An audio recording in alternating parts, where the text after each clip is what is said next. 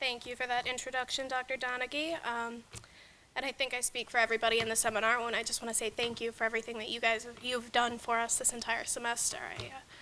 You definitely guided us on the right path, so thank you for that.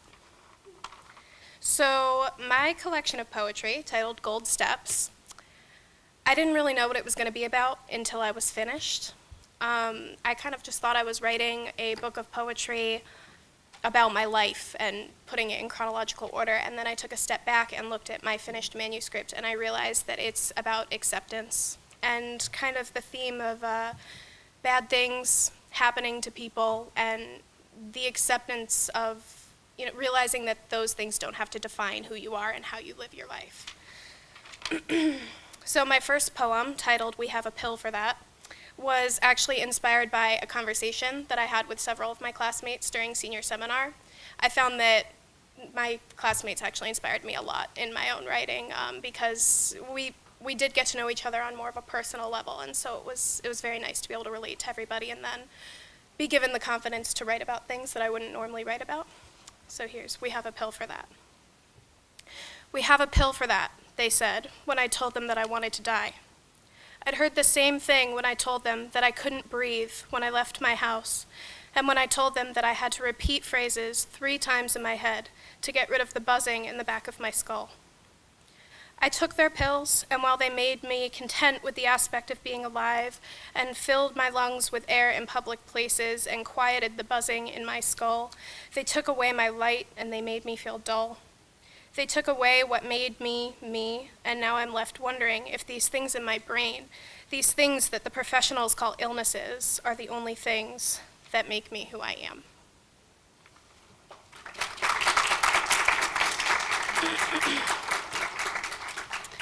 My next poem, titled February Afternoons, was written based off a prompt in which we wrote about just a simple moment.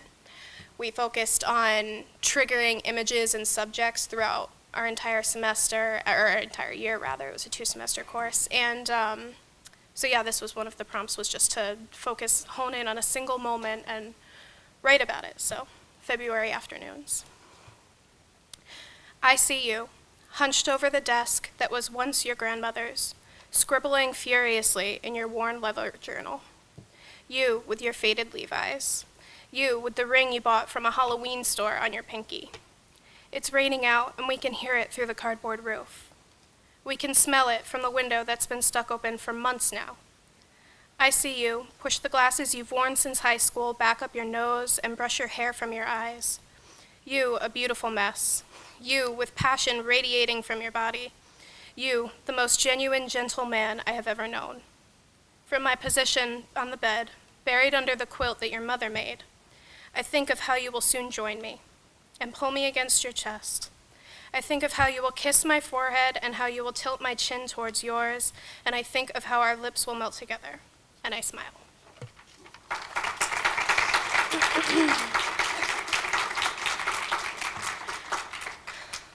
For my third poem, this is probably one of the ones that was the hardest for me to write this year. I have found that my best writing lies where I get most uncomfortable as I'm writing it, which is a rather difficult thing to achieve, but here I am. So this poem is titled Obsessive Compulsive. Say it not once, not twice, say it 3 times, yes, 3 times, and get every word out of your head and onto paper, and cling to it like it's your last wisp of sanity on a page. Try to remember to breathe when things don't go as you planned the night before, in chronological order by the minute in your planner.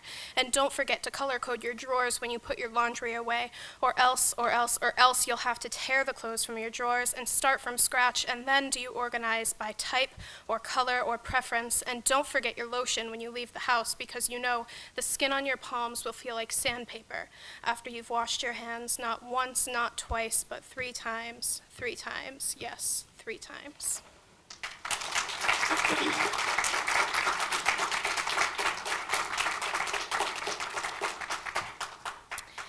So I have one last poem to read for you guys.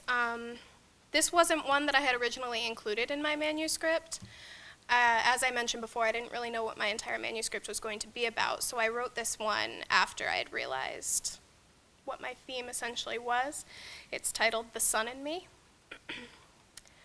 I was a combination of every tragic event that had occurred in my life, or at least I'd convinced myself I was. That the people who had left me with their ghosts on my back, that the demons that lived inside my head were what made me me, and that I was destined to succumb to the weight of the world. I pulled myself from bed every day and dragged my baggage with me like weights shackled to my ankles. I was comforted by the thought that one day I might find myself in a body of water and allow the weight to pull me down, and then it would be over.